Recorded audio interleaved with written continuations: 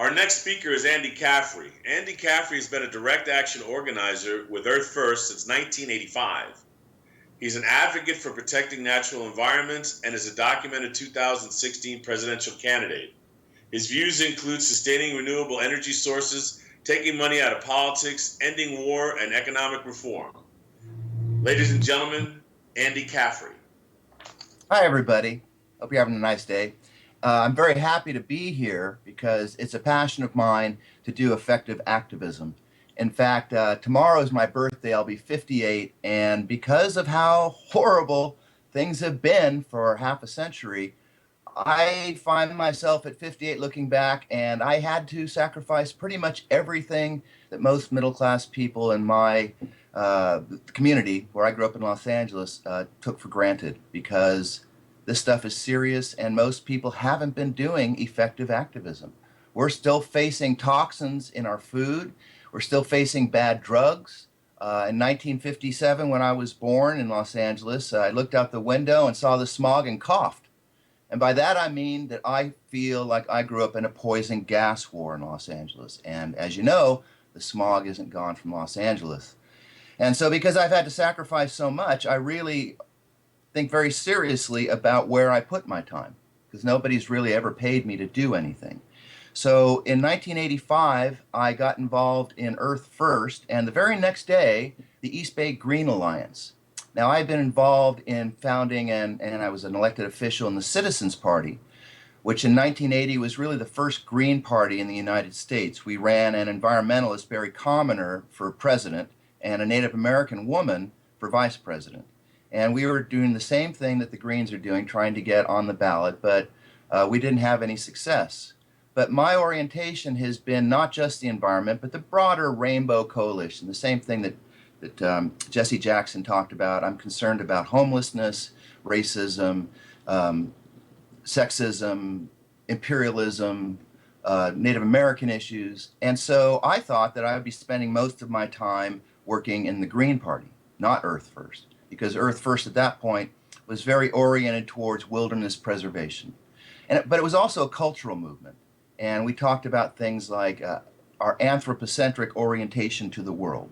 For example, we stopped using the word environmentalism, because environmentalism suggests that something has gone into your environment, a poison, for example, and you want to get it out of your environment. Where an ecologist looks at all of the continuing relationships between humans and other humans, humans and society, the economy, and humans and the biosphere. And we felt that at that point, which was, like I said, 1985, Earth Day had been 15 years ago. Things were getting worse. The forests were being clear-cut like crazy. I got involved in the Headwaters Forest Movement when 98% of the old-growth forests had been logged. So we were going for the last pieces. But what happened was Earth First did look at things from a broader point of view. We started the Rainforest Action Network, and we were very involved in working with indigenous peoples in Latin American countries. We even had the Sandinistas, when they came to power in Nicaragua, their environmental ministers came up to meet with us to figure out how to do things, because they were really a bunch of young guys, I think it was all guys, and they had bachelor's degrees in biology, and that's it, and they had to run their nation's environmental program. So in 1987, my Bay Area group was very involved in many campaigns, and the year before, a man named Jeremy Rifkin had called up the East Bay Green Alliance and said that this company, Advanced Genetic Sciences, was going to introduce a genetically engineered microbe called frostband. And they were based in Berkeley, and they wanted us to organize a demonstration. Well, a lot of us were in both the East Bay Green Alliance and Earth First, and so those of us in Earth First actually organized this demonstration. And we got a full column article in Newsweek or Time, and that was good. And what happened was the company had been releasing the organism illegitimately on their rooftop. And now this is something that's worth considering on all of these issues, because we tend to talk about politics and talk about ideology and the economic agenda, the plutocracy, but there are all kinds of personal things that you can take advantage of too. So for example, the vice president of Advanced Genetic Sciences, John Bedbrook, he had a mistress who was running a corn project, And on the roof of the building, the corn project was taking up all their greenhouses. And the California Department of Food and Ag had required for this frost ban test that these be tested inside these greenhouses. So what happened was Bedbrook didn't want to ask his mistress to put aside her corn project for a while, and they set up the frost ban trees outside the greenhouse. They injected the organism, and then it went down in the rain into the bay. And so at that time, Monterey County is where they were going to do the first field test. And here's the first very clever bit of activism that was done. With these kinds of tests, you have federal jurisdiction and state jurisdiction that supersedes local jurisdiction. And so Monterey County could not ban this kind of a test. But what they could do is use zoning laws. So they passed a zoning law that said you couldn't do this kind of a test within, I think it was 4 miles of any home in Monterey County. And it turned out that there was no part of Monterey County that wasn't within 4 miles of a home. So they were able to block the test. And because of this release, the EPA shut them down for a while, and a year went by, and then they were going to do the test again. And this time they were going to do it in Contra Costa County, a community called Brentwood. At that point, the East Bay Green Alliance had sort of dropped out of the thing, and my Earth First compadres, it was a core group of maybe a dozen of us, we had 4 other major campaigns going on. Now, I had studied genetics. I had a freshman seminar in college where I was taught by a vice chancellor the sort of institutional perspective on genetic engineering and about how they were going to be building a P3 research lab right across the street from where I had my seminar. And I also had a radical sociologist from Berkeley talking about the social context for industrial science. So I had this kind of familiarity, and I was trained as a peer review scientist. So I kind of was willing to dig into this. And that was a really important thing. You got to know your science on something like this. And sadly, one of the impediments to effective work on GMOs is who wants to study genetics? I mean, really, most of us as activists, you really want to go to the library and read peer-reviewed journals and learn all this stuff? Well, if you don't do that, you're not going to really have the confidence to tell Monsanto, we're going to put you out of business. What you're doing is evil. You're destroying the natural seed stocks of the world and all the rest of the arguments that we make. You got to develop that confidence. And now, as a climate crisis organizer, something I've been involved in since 1980, I find that most people don't want to look, most activists, and we've got millions of us now, don't want to look at the science. And so I have a lot of problems with the current climate activism. So what happened was we had a guy at Advanced Genetic Sciences, a scientist who had been fired, and he did this science research for me. He dug up all the peer-reviewed journals. He went into the California Department of Food and Ag, the forms that had been submitted by the company, and he'd pull that stuff out, and then he'd highlight the important things, and he'd call me up, and I'd go over to his house, and he'd go over the whole thing. So what happened was, after this happened, the company was going out to Brentwood to make a presentation, and so about 4 or 5 of us showed up to hear what they had to say. And then the next day we had a press conference, and we got some coverage. And that was very simple to organize. Most people can organize a press conference, and you contact the press, and you get them out there. And when something is brand new like that, you have an advantage. A lot of people want to know, well, who are these first people who are fighting this? And so we had a number of events out in Brentwood, 4, 5, 6, and we got a lot of pictures. And we started what was a community controversy. So now, up until we had shown up, everyone in Brentwood was apparently going along with this test. And the company and the press all thought it would be fine. Nobody was going to everybody thought it was just a benign thing. The idea behind frostban is that Pseudomonas bacteria has a structure on it that causes frost to form 4 degrees above freezing. So by using genetic engineering, you could snip out the DNA that creates that structure and have what was called by the scientist who developed it ice minus.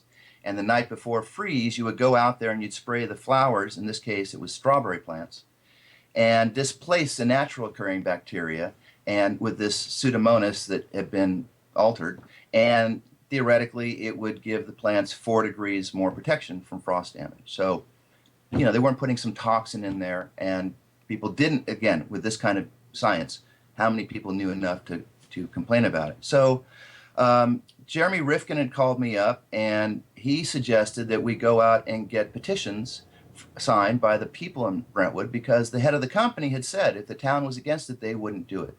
So we had, I put together, our group couldn't handle doing this additional project, so I was sort of the core person. And a guy named Brian Tokar, who you may know, has been very involved in the Greens and the climate justice movement now. And he'd written a number of books, has since then, on genetics. He and I dealt with the science. And then we had really, I went to a Paul Watson talk from the Sea Shepherd Society, and Paul gave me a few minutes to talk about this. And just some average activists at UC Berkeley came up, no experience, to talk to me, and we formed this little group. And so they went out there, no training, went out to the markets, spent about 3 hours at a time, maybe did it 6, 7 times, and we got 1/3 of the residents, about 3,000 people, to sign our petition. So we then went back to Brentwood, back to Berkeley, and had a big press event. And Jeremy Rifkin had me send out what do you call those couriers? Send out a press release, and these couriers deliver it. And that's a big deal. Cost $100 or something, which he still owes me. And we got surrounded at the Advanced Genetic headquarters by dozens of major media people. And the action there was I wanted to meet with the president and present him with these petitions, and they wouldn't let me see him. Well, that created the controversy that was appealing for the media people. And so I got on television that night. In fact, I was the lead interview on the ABC News for San Francisco. And now all 4 of the major TV stations were covering our story. And so over the next few weeks, there were probably 30 or 40 TV segments on what we were doing. Now, because of that, an attorney for a very conservative San Francisco law firm that does things like the American Medical Association or California Medical Association, things like that, he had seen what was going on and he was bothered by GMOs. So he contacted the Berkeley Ecology Center and they put him in touch with me, and we started working on developing our own legislation. And the idea was that Lloyd's of London had said that if the companies had to pay liability coverage for what could go wrong with these kinds of GMO tests, it would be too, oh, that's odd. Things are shifting here. I hope I'm still in the center. Hang on a second. I don't know what's going on. Oh, sorry. I hope I'm still in the frame. Anyway, he worked with a guy named Scott Keene, who was the brother of Barry Keene, who was the head of, I believe, the State Senate or the Assembly of California. And they were writing a law that would require liability coverage before any of these tests could go forward. So we had that component that we were working on. And then we just basically tried to come up with things. What I did was I took the whole range of concerns that people have about GMOs, from the broader technocratic society, the fear of corporate scientists in a general sense messing around with these things, and also the specific science regarding frostban. And so when I gave a press conference, it was very strange, but you'd see the journalists write like 20 pages of notes. And then each night on the news, you'd find a different aspect of the story was communicated by the 4 different TV stations and the San Francisco Chronicle and the radio, talk radio. And so we were actually doing an effective job at educating the population so that when I was interviewed on TV, I was treated with respect. I was never called one of these scaremongers, and they asked intelligent questions. And apparently Gavin Newsom, who is now our lieutenant governor, and probably going to be a candidate for governor in the next election, he saw what was going on, and he then introduced a ban when he was a supervisor in San Francisco. So these things started to go out and echo. And so what happened was the lawsuit, we also filed a lawsuit saying that the state was not prepared to regulate this because there were no laws for regulating altered life forms. They were just taking the laws of toxic chemicals and how you regulate toxic chemicals and applying that. Well, the problem is that toxic chemicals don't reproduce and they don't mutate.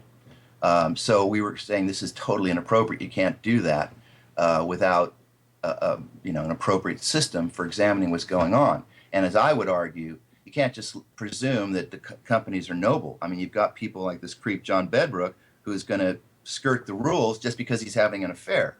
So these things failed. We were still working on the lawsuit when the test happened. And as an Earth Firster, this was the first genetically engineered release on the planet.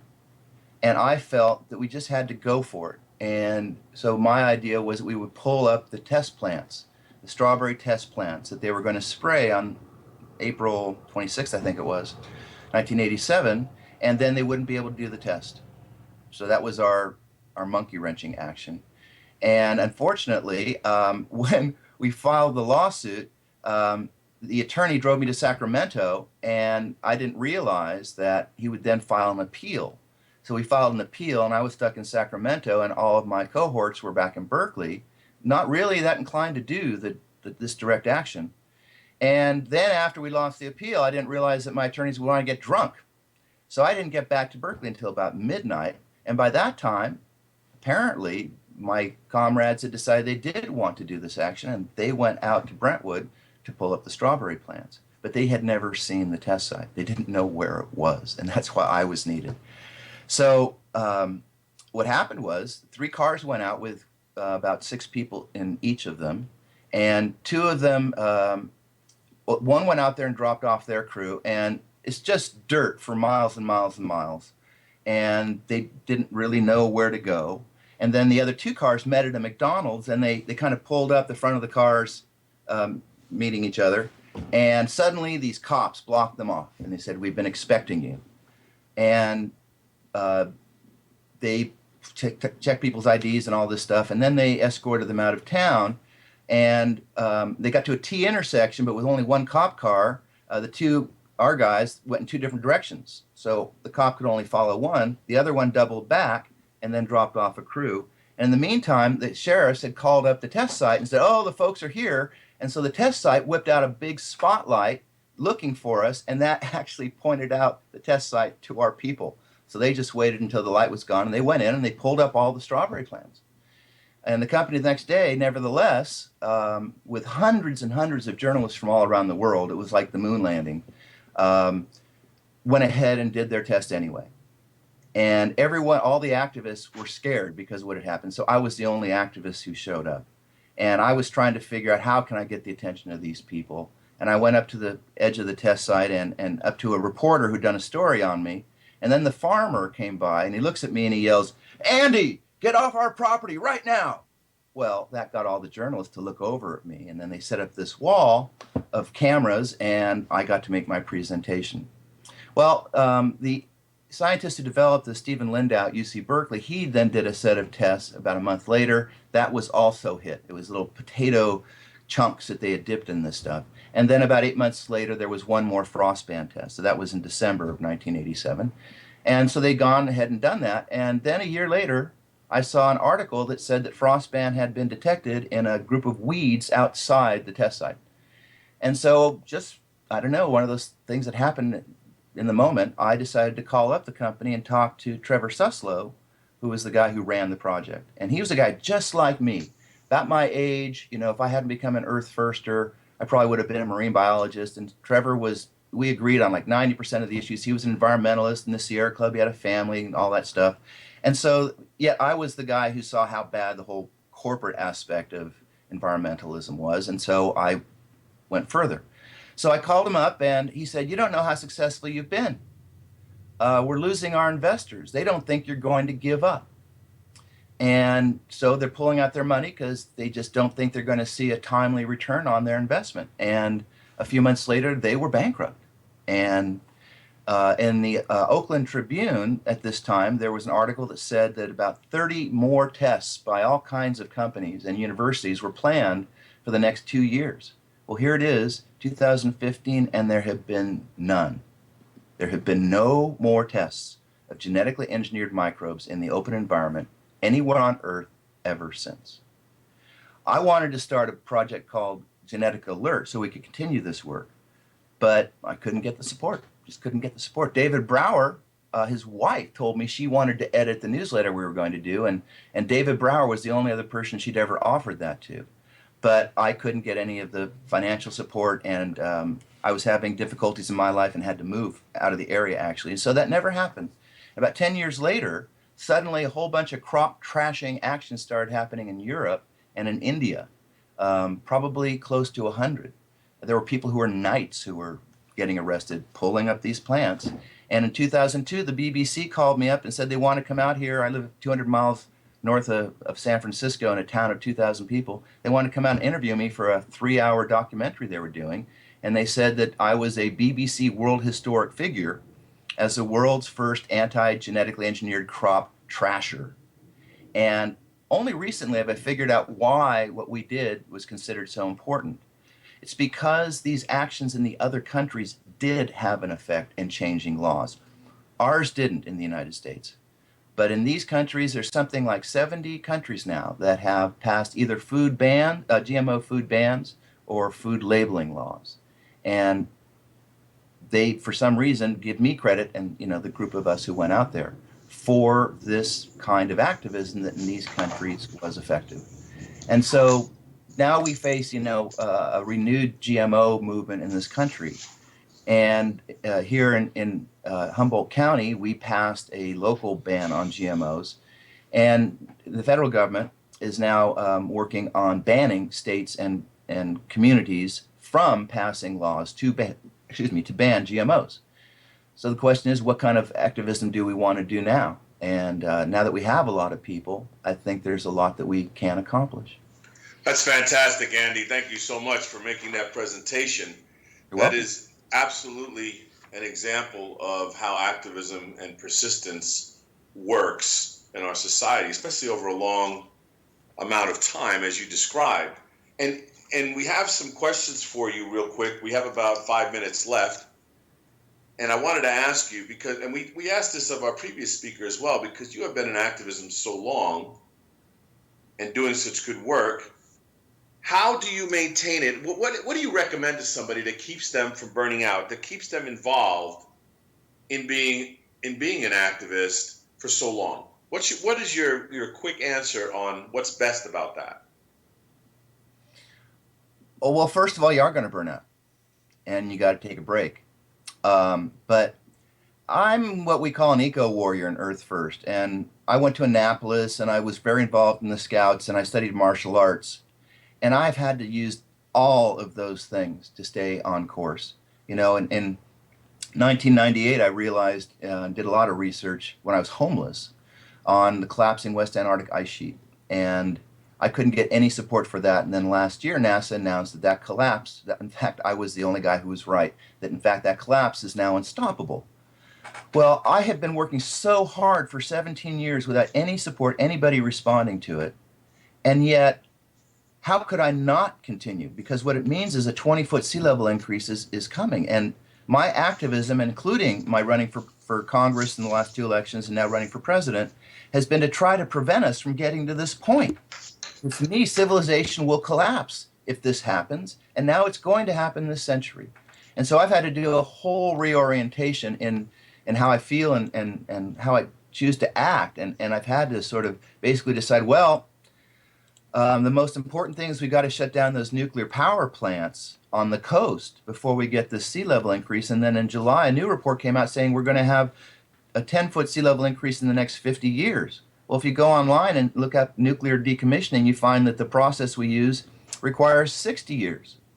So now I have to even put more into it. And I guess I'd agree with Jim Morrison, and when the music's over, music is your only friend until the end. In Earth First, we have this incredible music that's been written by activists about our actual struggles. And so I definitely encourage people to go to things like Earth First Rendezvous, although apparently there's a lot of bad vibe battles that go on at these kind of things sometimes. And so if you got a thin skin, that might not help so much. It might make you more frustrated. But you got to find some folks, and then you're going to find that a lot of these folks will let you down. So you really have to find something internal. I'm not what you would call a spiritual person. I don't have any metaphysical or supernatural beliefs. I'm very inspired by Buddhism and by Native American shamanism. But it's just, I've had to make it everything in my life. And so I think most people don't really think they're going to be doing that, especially young people. If you're 20 years old now, do you really want to be working for no pay, struggling, maybe be homeless for a while, squatting, whatever, for the rest of your life, not have a family, not have kids? It's a very harsh thing. That's why I'm calling for an electoral revolution at this point. I wouldn't be running for president now if I felt there was any less intense a way of getting the word out about what's happening with the collapsing ice sheets. And look what's happening with GMOs and this incredible pollution around the world. It's really bad. And so I feel like people have got to actually expect things to get worse as far as the situations they have to deal with, because we really do have to oust those plutocrats. We have to replace them. You're not going to get Hillary Clinton to change anything. And Bernie Sanders, I'm very supportive of him. But if Bernie's in the White House, you still got the same jerks in the Congress who will just shut down everything he does. So I think people have to. Much, Andy. I'm going to have to end it right there. Okay. We are run out of time, and we appreciate so much that you joined us today at ActCon 3, and we look forward to working with you in the future as well. Thank you so much. Sure, and if anybody wants to contact me, feel free, and check out my site, caffrey2016.org. There's a history of this frost ban situation called Fighting Frankenstein that's up there, and you can read it. And there's videos, too, from back then. Thank you, Bobby. Thanks so much.